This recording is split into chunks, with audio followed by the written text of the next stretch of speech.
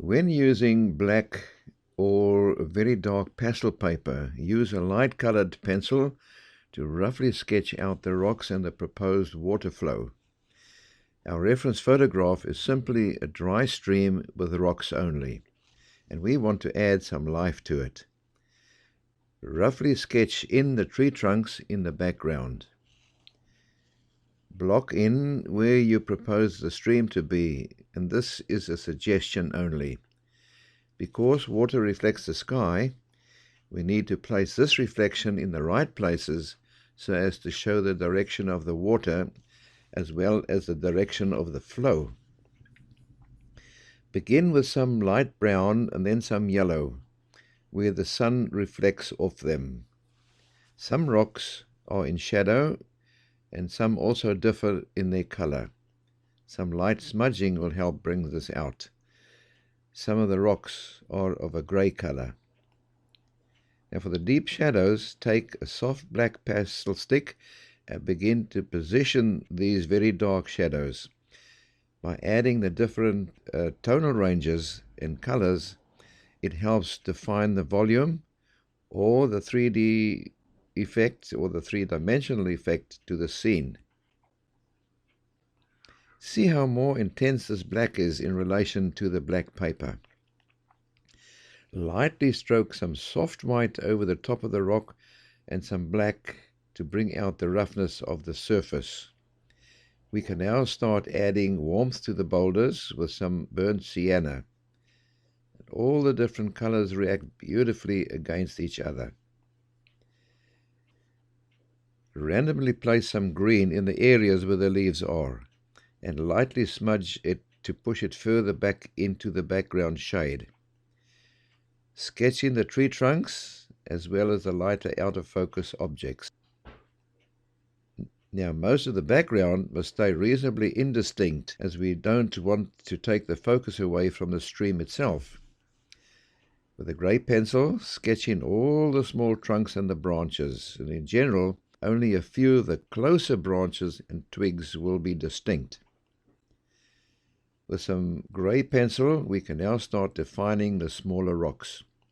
Add some overhanging branches to give the impression of depth. And a few green leaves will round it off very nicely, especially when the reflections on the leaves are added. On the tree trunks, add the sunshine areas to the closer trunks as well as the fallen log. Just touch some highlights on the rocks and leave some untouched for those that are more in the shade. We can now proceed to define the large rocks a bit more. Notice how all the darker sections are placed in order to bring out the hollows of the surfaces. Don't make the rocks too smooth, as we need to see character in them. After we have done that, we can return to working on the rocks. Work randomly, as this way we are able to slowly bring out all the objects so that they are related to one another and also for visual impact. The rocks in the shade will normally have different shades of grey. Lightly smudge them as you work over them. Some well-placed black marks will add to the cracks and deeper shadows. Notice how some subtle shading gives the impression of chipped out sections of the rocks. Continue adding all the roughness of the rocks. At this stage, we need to place all the brighter highlights in the water. We also need to show the different twists and turns the water makes. In some areas, splashes will occur, and also use the reference photograph to help you in painting the water as realistically as possible. Some smudged burnt sienna gives the undertone of these underwater rocks. A lot of splashing occurs in this area, so we will need to carefully dot in those splashes. Do this very randomly.